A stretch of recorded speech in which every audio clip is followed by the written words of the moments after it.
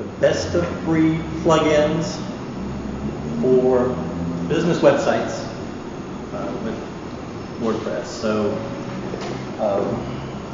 yeah, thinking about that, yeah, this kind of goes clockwise around where around the 90s and early 2000s. I worked on a lot of Fortune 500 companies and did some architecture and programming for IBM and UPS.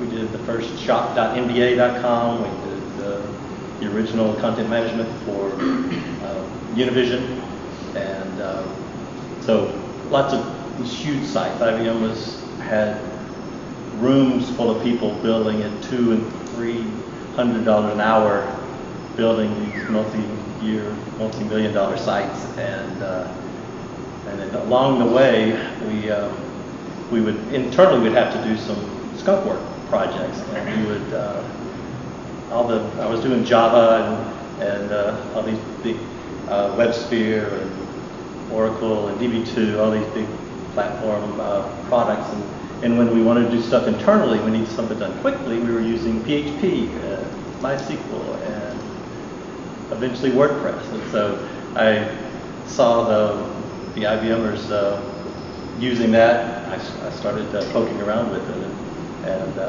playing around with the different elements there. And so that led me out to, eventually I ended up in Las Vegas, worked at a startup there, and then we went from like 15 people. It was about an $8 million company when I came on, and then 4 years later it's a $150 million company with 600 people, and so it's no longer like a startup. It was like, yeah, I ran the development for the group, and it was like all of a sudden I've got 70 people working for me, and I'm doing meetings about process about meetings, and I was like, I'm done with this. So I got out of that, moved to LA. That was my time in Vegas. There's a few more stories I could probably tell, and then started doing plugin development with 9 Seeds, and you may have seen them around the web if you've done searches for plugin developers. And so what we would do is, like, people would start building a business and they would use WordPress, and they would pull in plugins. They use the ones that were recommended, and that's basically where I'm going to talk tonight. Is like, what are these 4 essential plugins that you probably are going to start with? You need to start with. If you don't start with, something is wrong. You're not doing it right. So I'm going to the essential plugins, and then you can start looking at other things. You say, oh, I wish I could do this, and you find out, oh, there's a plugin for that. You get that plugin, and at some point, either your business starts depending on that plugin, or you can't find a plugin, and you need something that's extended or changed, or the plugin developers have kind of disappeared, and so that's kind of where we would step in, the 9 Seeds guys, and me with Note 15, and we pull together people and build either custom plugins or extend the plugins that are out there, and kind of build on it. Basically, one of the cool things about WordPress is anything you see on the web, anything that the look of any site that you see, or the functionality of any process that's going on the web, you can pretty much do that with WordPress. So you can you write a plugin, and it's basically like a blank sheet of paper. The programmers, if you have the right programmers, they can basically do whatever you need, whatever you want within that. There's probably some exceptions to that, but as a general rule, it's pretty much there. So I started doing services work, 9 Seeds. All of a sudden, it was nice not to have. I was not coding at all, so it was like nice to be back in the code and building things, and then I started working on my own. But what I found is, like, the itch to get back into a startup kind of came back, and so to scratch that, I actually started building a Drupal to WordPress conversion for the guys at Book Trove. And the more we talked, ended up about 6 months later, I ended up becoming the first technical person for Book Trove and co-founder and leading the development. I actually have my first employee, first developer that came on to run with me and accelerate the building of this stuff. He came in this week, so he started on the 9th. So we doubled our capacity to develop, well, probably tripled or quadrupled, because I was not only programming but doing all of the maintenance and backups and also working on the business side as well. So, and yeah, just to put your mind at ease, it's yeah, the 9 seats, the Note 15, and BookTube. Everything we're doing on BookTube so far is WordPress. So it's a book publishing company, so we help authors come in with their manuscripts, and they work through, use a WordPress site to actually work through the process of editing and proofreading and laying out and you know, kind of flip-flopping like a horse. But it's a process. Let's just say that it's a process, and then we end up with the books. And so yeah. So what I want to do tonight is consider you have a business website, and you know, you're that person. You're either like out there leading the charge, or you're focused and moving out, or maybe you're that person, kind of this middle person behind the scenes. You're partnering with somebody and helping them build a business, or you're that third person who's kind of out of focus, and you're like, why do we have to wear suits? And you're just like, I guess I'm along for the ride. You know, let's make this happen, and taking your directives and doing the best you can with them. But you know, you're one of those. But let me tell you, it's like what I'm talking about tonight. Great for business, great for these people, but great for businesses, but it's good for people too. So it'll be, if your site is just for you, if it's just an academic site, or it's just an exploration, or you're building it for somebody else, it'll work out. So you know, these things are things you need to think about and might want to have for your site as well. And coming up to Hollywood, I decided to create a little bit of a theme for what we're doing tonight, and so I wanted to be through the eyes of the world's greatest actors. Just let them guide us on this journey. And actually, it's more than that. It's the world's greatest actor. and so this person, it happens to be a man, will guide us through tonight and help us know what it's like to have the essential. These are the things, the essential plugins. Who was it you asked? Well, I probably don't even need to allow you to guess. It's pretty obvious to anybody that knows anything about movies. And I'm in Hollywood, so I expect you guys. That's one thing I learned after moving to LA. It's like, even if you aren't in the industry, and somebody asks you if you like a movie, you can't just go, It's like you have to talk about the lighting or the staging, or you've got to have something else to go. And so it's probably not lost on you who I was going to choose for this. So what I want to do tonight, in the words of the master, I want you to help me help you.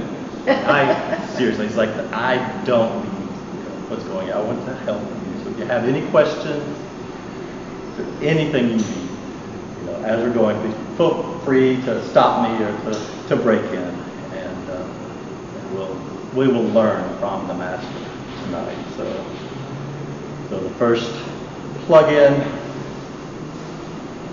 you want to get is some way to back up your site. And as you might imagine, the master's saying, I will not leave my wingman. It's like, and if you're a small business or it's just you, it's like you don't even have a wingman. You're like Maverick after Goose died. You're just kind of like, you're just there. and so you kind of got to be your own wingman. You've got to stop and think about what happens, and do not leave your wingman. So don't go without backups. And one of the backups that's really nice with is the backup to Dropbox. And so even if you've got a Dropbox and it's already full and you're frustrated because it's like, I've got to either go back and clean these files in Dropbox, or who put that there. I accepted that file, and now I don't know where it came from. And that's the whole Dropbox. That's the business plan. It's like people are going to get a bunch of files and they don't want to delete them, so they're going to pay the 99 bucks and keep them. But set up another Dropbox account just for this backup. And this is a free plugin. It'll back up the site if it can tell you've run through your space. It'll delete all backups. There's a paid option for it that will help you make sure you've got zip enabled on your server, and then so they'll zip the files before they move them over to Dropbox, and then that way you can have multiple versions or more versions of backups from there. But there are a couple of other backup plugins, but this is a really good one. So first thing, do not leave your wingman. And then got to understand, it's like we are kind of living in Google's world. You know, it's like it or not, it's like we'll talk about SEO, but it's like what you're doing is you're kind of, you may care about Yahoo and MS Bing and the other things, but basically you want to make sure your site looks good to Google. It needs to look good to people too, secondarily, but it better look good to Google. And I'm sure you remember the moment in the classic where Jack Stack said, "I'm a slave to rock and roll." The poignant moment, and only the way Tom Cruise could deliver that line did that come out in the movie. And I really felt slavery in the theater as he delivered this line. Of course, then he went out on stage and rocked and rolled, of course. But you gotta make sure you've got a sense of what your site's doing with as far as Google's concerned. And real easy things, almost no settings, nothing you need to do other than install this plugin and this XML sitemap. So every time you add a page, every time you add a post, during the save routine, it goes out and goes, okay, let's add that to an XML sitemap. So it's a file on the root directory of your site the plugin will tell Google, it's like, hey, look here. So it doesn't have to, it will, spider, but in addition to that, it will look at this list and go, these are the pages that I care about. And it just goes right through. You can read the XML. You can dictate what Google sees in that. And so that one is a no-brainer. It's like, put it in. It's almost, it's no performance hit for anybody. It only runs on when the admin adds a page or saves a page or updates a title or a permalink. Is it necessary for do you recommend for any website, or is it still necessary for small websites, like 3-4 pages, not more? I would do this even for a small site. If you want it to be indexed, there are options. You can actually set an option to say, don't index this. Just tell the website text on your way, pass on. Don't worry about this site. But if you want, if you've got a site and you're putting information on the web, you probably want other people to see it as well. And even though my most private thoughts are what I put on my blog, and nobody ever reads them, but it works fine that way. So if it's going to be indexed, it'll organize that, and it'll show Google exactly what the pages look like. And then one of the cool things is if you want to have your Google Plus profile, you can actually you can tie that to your website, and then in your web listings, like here's an example.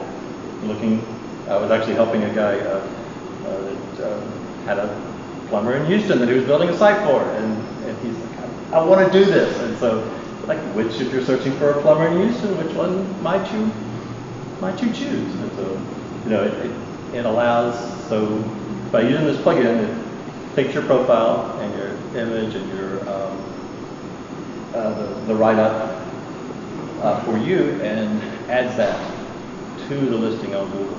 So it's free. You just make sure you have a Google Plus ID. You take the cryptic number that ties that ID to the key. That's the key for your ID in for Google Plus.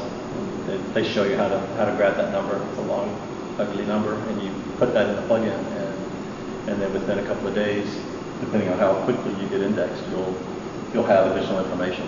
So that is a good one. And then the other one that's very basic.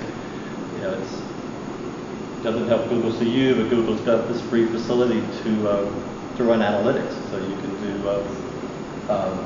use this plugin, go to Google, set up an analytics account. Once again, they'll show you how to either grab the number or grab the full set of code, drop that into this plugin, and that ties them together, and it'll put that JavaScript on the site. So you don't have to manually go into your header or footer and edit this one. It's not that hard to do, but as soon as you change themes, you've just lost your Google Analytics. So do that in a plugin. This is one of those like most basic elements, and then you'll be able to see who's coming, what they're doing. So the other one is W3 total cache. So you want to be like the last samurai. I went away from the obvious, feel the need for speed here, but obviously people will see your site and see how quickly it comes to you, and they'll say, someone thinks he's going to win. Like, even though you're by yourself, if you use total cache, you can, what it'll do, it'll take your images, take your pages, and once again, every time you save a page, that's really the only, for the most part, when somebody makes a comment or somebody, or you save a new page or add a new blog post, that's when your site changes. The rest of the time, it's pretty much the same site. So the caching plugins will they'll take that information and then wrap them up in a way that makes it a whole lot quicker for the server to load. So instead of the entire WordPress process going to build each element of the page before it goes to the user, it actually pulls out all that together and has it ready to go right then. And one of the things that the total cache will do, is you can hook it to a CDN, which is a content delivery network. And some hosting companies have options to go ahead and build that in from the hosting side, but if yours doesn't, you can actually, what it does, it takes a copy of every page on your website and moves it out to 20 or 40 or 60 places around the world. So if we're here and we try to get your web page, it's a very short run down the wires to get it, because it's out of the content delivery network close to where the people who use the web are. And so that speeds it up even more. I had one site, I did a test and did a talk for Topanga where it was actually a lot of images on the site, and the home page was taking 24 seconds to completely load. Visually, within like 10 seconds, it pretty much looked complete, but the sliders and everything, it took 24 seconds for the whole thing to load. And using total cache and a couple other techniques, we got it down to 1.6 seconds for the initial page load, and it was about a 6 or 7 screen, or paging page. It was a long home page that a lot of people are doing now, that just completely collapsed the time that it took to load that out. So that is how you can be like the last samurai. And then, of course, gravity forms. Think of gravity forms, you think of Cold Trickle and Days of Thunder. I know I did.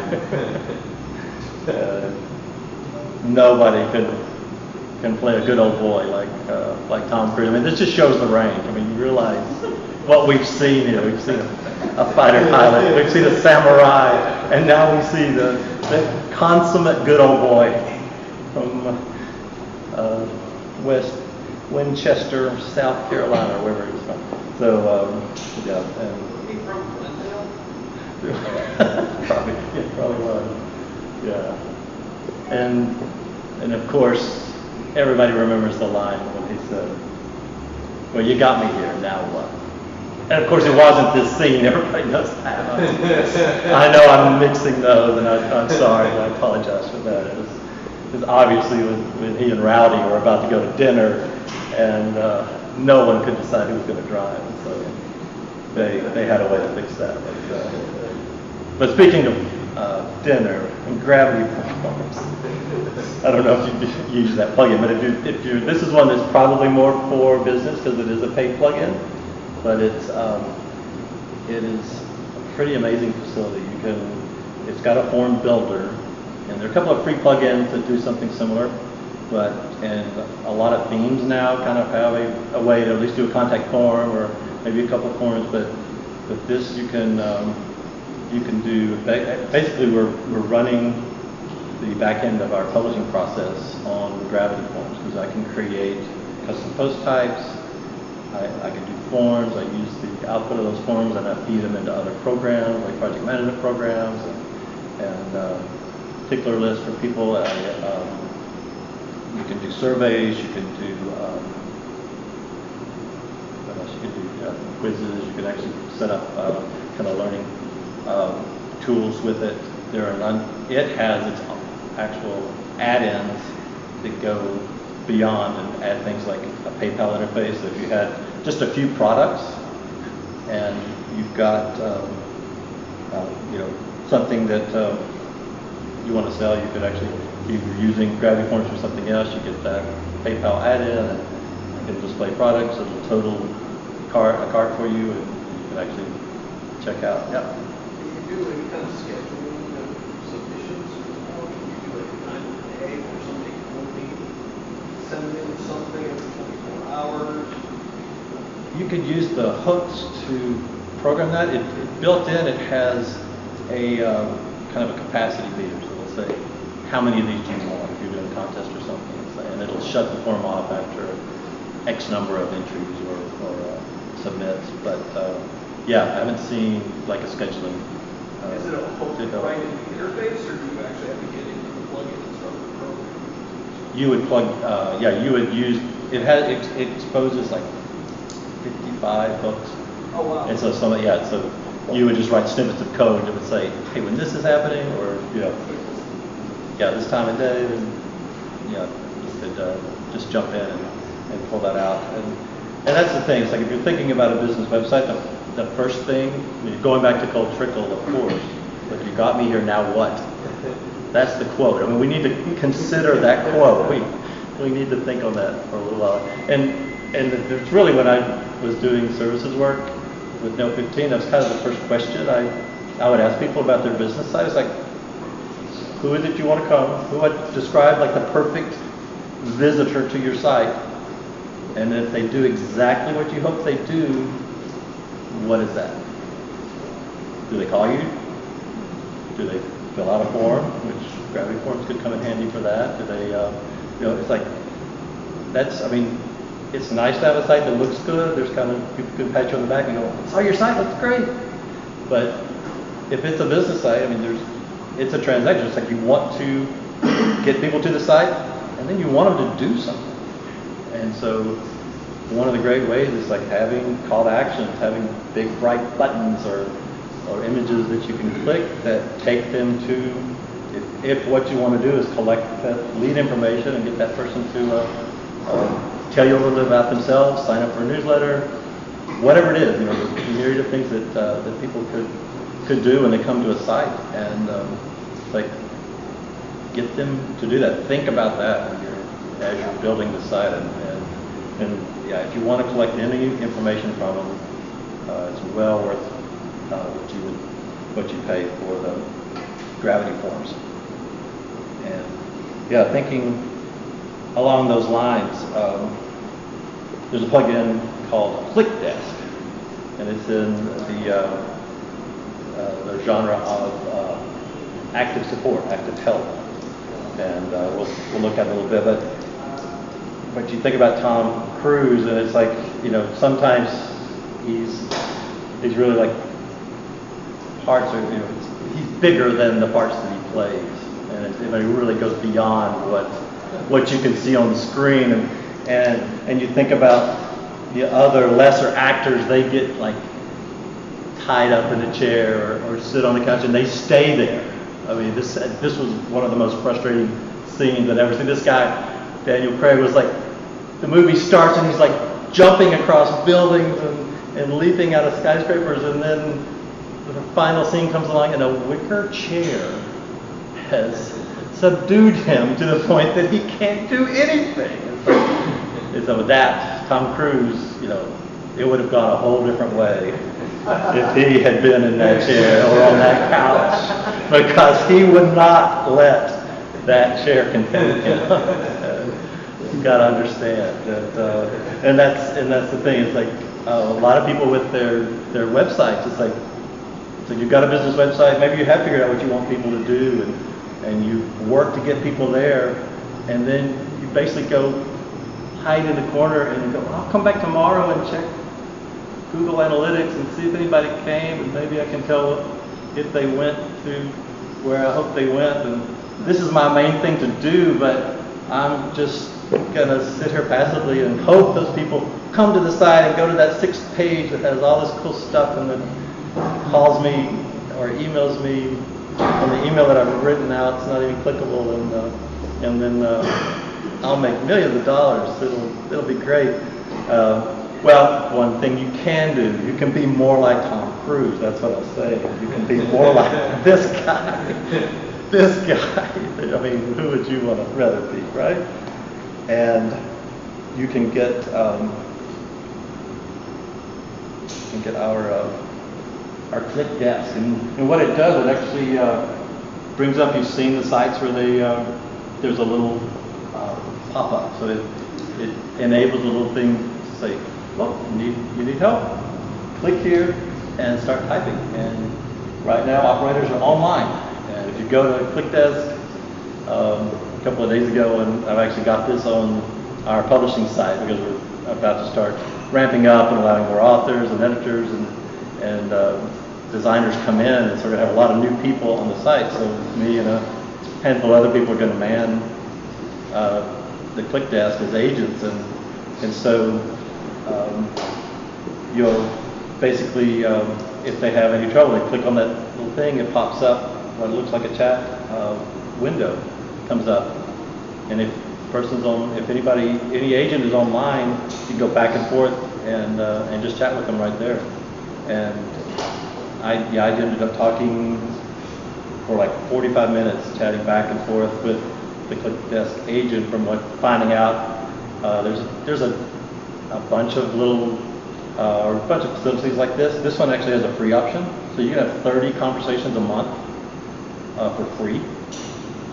And so it's like, even if you're the smallest of small businesses, it's like, who wouldn't? I mean, even if it cuts off after 30 conversations and you don't ever pay for it, it's like, why not have 30 free conversations with people? And you can find out a whole lot about the site.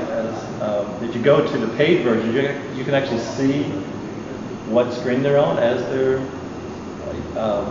talking to you. So as they go from one page to another on your site, you can actually see what's going on. You can see what they're doing, how long they've been on the pages, and you can, even if people haven't initiated a conversation yet, actually have a world map that comes up, and then you it shows little pins. It's like, this person's coming from here, from here, from here, and you can actually do proactive conversations. You can set it to say, within 45 seconds, if somebody's new to the site, pop up. If somebody's new to the site and their agents that are online, pop up and say, hey, welcome to the site, can I help you? And if you're selling high ticket item products or things that, you think of the old days, people would walk into the shop and you'd engage them and you talk to them about what was going on, and you actually work through a sales process, and you can do that online. This guy told me all the features and benefits, and I asked all my questions. I installed it. Something didn't look the way I expected when I installed it. I got back on, and Steve was still there. I think he was about halfway around the world. They've got offices in LA and Santa Cruz and in India. But he did a great job and worked me through it. And I was like, I probably wouldn't have made it that far with any other plugin. I would have gotten frustrated and might have walked away from it. But so that's an option. So you got ClickDesk, worth a try. It's free. It's like $9 per agent per month if you go to the paid plans, and it goes up from there with different options. But what I saw was like free 30 conversations a month. Why not? So I recommend that to small business clients. And in conclusion, I have Jetpack. You think about, can anyone think of a quote that might go along with this? What's that? You had to ask? Yes, that's the one. Yeah. And I don't know if you've seen Jetpack, but it's basically a plugin with, right now it's got about 23 different options in it. So it's like, if there's any one of these that you want or you care about, it'll do a couple things. It'll tie your site to WordPress.com. So you can, WordPress is doing, WordPress.com side of things, they're doing a lot of work to try to create this network effect and try to link blogs together and content for blogs like subject matter together, and this is kind of the glue that allows that to happen. And they've got, I don't know how many sites WordPress.com has. Anybody? I mean, millions. It's a free kind of blogging platform. On the other side, and it's like usually question number 3 from people. It's like, I set up a WordPress.com. How do I make it the other WordPress? And so describing WordPress.org versus WordPress.com is like a common conversation that you have when you're working with people. But WordPress is trying to tie them back together and make it so that you've got a way that if you're blogging on the subject, other people can see that. And so it gives you, it's got a slider, it's got another stats engine that is nice, approachable, it's easy to set up, and gives you nice real-time graphs on your admin bar. And just a large number. It's got rudimentary social icons, so it's a good one. The great thing about it is all of these plugins or plugin elements, because I guess it's one plugin, are well vetted. They're supported by the same people that wrote WordPress itself, and so you're unlikely to have a bug, or at least a bug that goes unresolved for any length of time. So it's a good option. And so that's the thing. It's like if there's any one of these that you want, then it's good to have it's good to load it in, and then you've got the others, and it's one place you can look when you need another plugin. Check here, see if it's got something you look for. Like if you're wanting to get your mathematical formulas to display with beautiful formatted text, you know where to go. I have no idea why that's part of it, but it's one of the things you can do. And that is my set of essential business WordPress plugins. I can either answer them now or next month when I talk about advanced WordPress plugins where they should never go. We can talk about. I may cover it there. Otherwise, I can answer. And we've obviously got some other people in the room that can answer as well. So it's kind of a newbie question. Everyone else knows the answer, but I don't. I've implemented a couple plugins, and some of them work and some of them haven't. And a couple plugins that actually froze the website. And I don't know if there's sort of a protocol on how to approach that. Should you wait like a week or two before it's released before you implement it, or am I missing something? So you're doing like 1.0 type plugins that have just been, Well, I don't released? know, I actually don't know what the common denominator is, it's just that some plugins work and some don't. Yeah.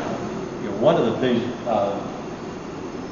there's a few things you can look at when you're trying to, if you're going outside of this list. Tom Cruise, you know, says this is the list. If you want to go outside, you're kind of on your own. You're under that, you're outside of that Tom Cruise umbrella at that point. But a few things, yeah, you can look at version that the plugin has been tested up to. And down the right side, they kind of have the stats and ratings for each plugin. And so one of the big ones for me is how long has it been since it's been updated. They actually now put a warning if it's been more than 2 years since the plugin is updated. There's an orange box that pops up and says, you may want to, you know, it's been 2 years. We've had 6, 7 versions of, or 4-point releases at least of WordPress. You may want to think about this before you put it in. There is, even though like WordPress by far does the best job of isolating the plugin code, if it can tell that a plugin is crashing the site or it has a bug in it, it will deactivate that plugin. There is still possibilities for there to be contention. One of the reasons I was looking for the click test was WebEngage was having trouble with some of the JavaScript that I already had on the site, and when I upgraded a couple of other plugins, WebEngage stopped working. So I had a choice of Essential Plugins working or WebEngage, where it's another one of those pop out, tell me your problem type plugins, and it just stopped. So I had to deactivate it to get the other stuff working. So yeah, a lot of times it's a process of elimination. Once you have a problem, the standard way that people say to test it is to deactivate all plugins and then activate them one at a time. Oh, really? Activate your newest ones until you see a problem and you'll know what the contention is. You can, without looking at the code, you can make a choice then. If you have dozens of plugins, that can be a long and arduous process. But it's, yeah, so it's like looking at the plugin, seeing how many reviews, how many downloads it has, how active the plugin developers are at answering questions. There's now a box all down this right side of the plugin pages that says, in the last month, this developer has answered 0 of 4 issue requests, or 36 of 43. I saw both of those today. Issue requests. So, you know, so you get an idea of like how much they're actively trying to pursue the maintenance of the plugin. And Thank you. Yeah. And also, what I found, the 2 most common reasons plugins that I work with stop working is jQuery conflicts, which happen pretty regularly because of the theme that jQuery? jQuery is involved with a lot of like the visual, like the sliders, the pop-ups, and if you have like a big box sort of thing, like pop-up that's coming like box effect. It's what everyone uses to click a picture and get a bigger picture sitting over the top of the content. Okay. It can do a lot of things. There's just a few examples of it, but a lot of plugins, what they'll do is they'll install their own jQuery. It could be jQuery 1.6 or it could be jQuery 1.4, and the different plugins start fighting. Okay? So that's why that technique of disabling the plugins one at a time, you might find it's just a jQuery. Then you have to talk to the developer, find out who that developer is, and if they are answering questions. Sometimes it's just easier to deactivate, find another one, which is exactly what we had to do with the Engage platform.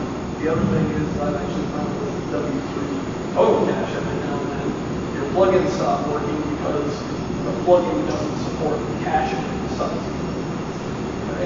So if you have something that's loading like an RSS feed from another site, the plugin will cache one entry of the RSS feed, and then it won't rotate. And you know what I mean? That's not a bug, it's just part of the nature of what you're trying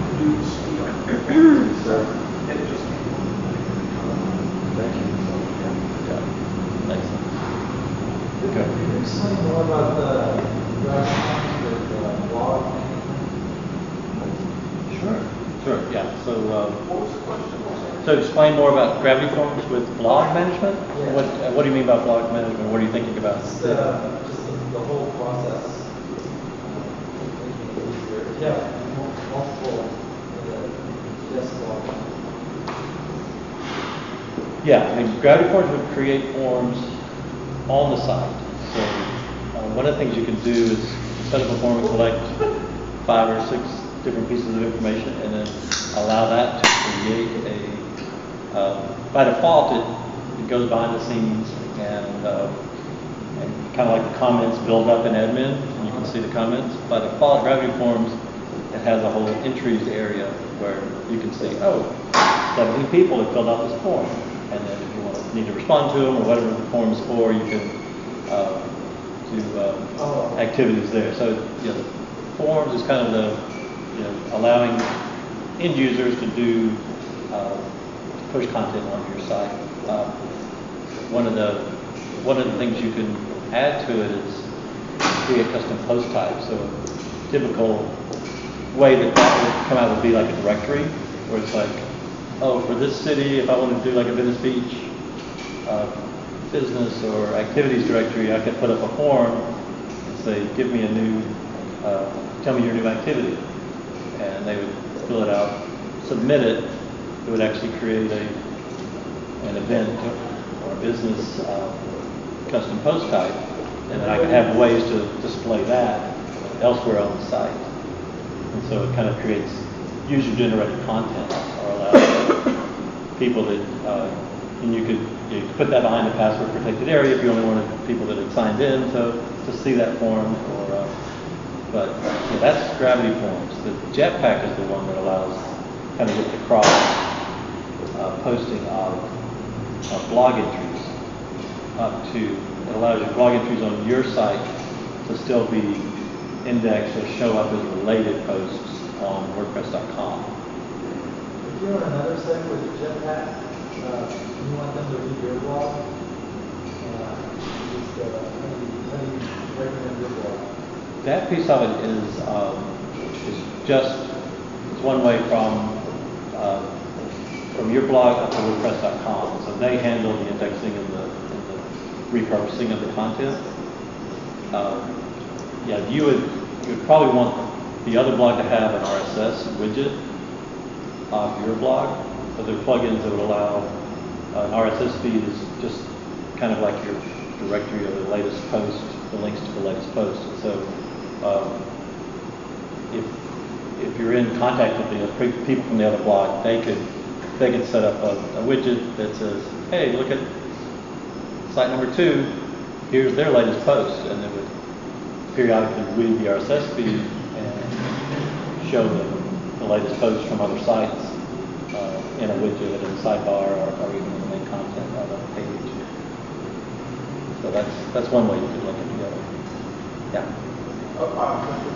We're developing our own Google Docs to WordPress plugin. Are you familiar with any other current competition in that area? I am not, no. I mean, I haven't searched for that specifically. I know it's kind of everything that's going on with my company that's ad hoc. They're doing Google Docs or spreadsheets. And so I'm constantly finding out, shoot, we need to have a place to do that because they've built 20 Google Docs to try to handle this. And that would be a nice addition to be able to pull that through or use Drive to. We've been using Google Docs ever since 2007, since they were originally Rightly. Rightly it was that became Google Docs. Exactly. Yeah. I met the guy who wrote Rightly very fortuitously, and we've been using custom programs to feed Google Docs into very large websites, hundreds of pages, for some time. Very successful. Nice. Now we've developed our own plugin for WordPress. Perhaps see you a little bit afterwards. Yeah. Give you some copies to try and explore, Right. I got 250 users in our community that would quickly try to destroy it. Hopefully they wouldn't be able to. But yeah, we're using BuddyPress docs right now, and WordPress. It's just documents, I think is the plugin name. So we're using both of those. Documents is kind of our overall knowledge base, or where we have our documents for the entire site, or our internal site, and we publish from the core group.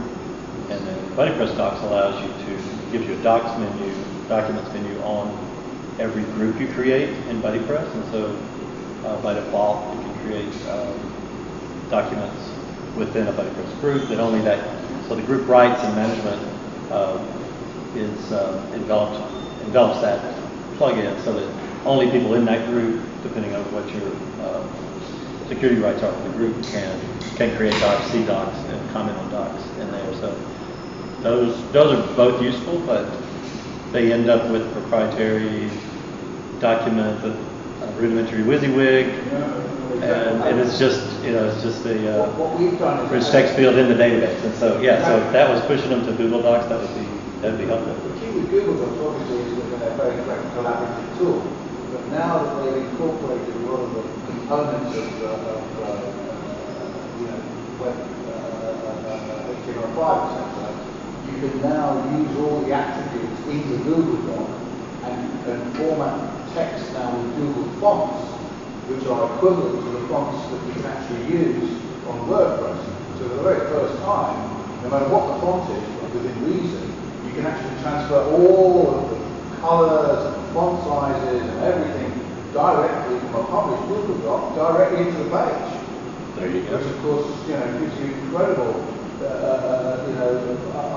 it's like Capital GTS, all of your content It just is like flows Capital straight into the GTS. page without any work whatsoever.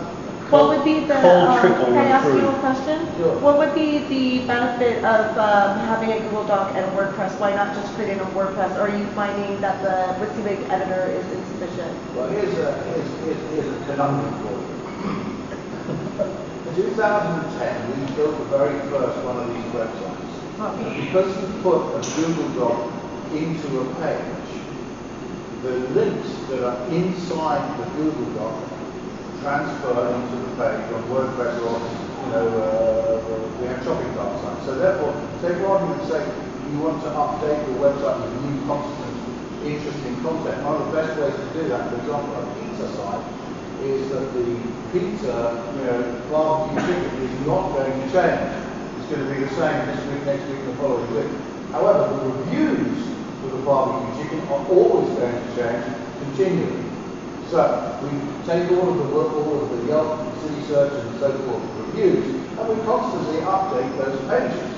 What that happens is that the page gets re-indexed. But one most important thing is when somebody checks the Yelp review, they click on the original review. That informs Google directly to their central nervous system that page is being clicked on to go to the original Yelp review.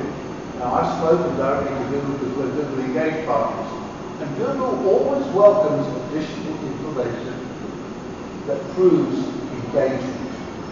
And that's what that does. It shows Google that page is being clicked on every time somebody checks the Yelp review. That's tremendously big. It took our client's website from 3,000 visits a month and 4,000 page views to 8,000 visits a month and 32,000 page views in around about 7 months. Thank you. I hope that explains. There we go. Yeah, we can talk more about Thanks, that. Andy. Yeah. You get the time, and that is it.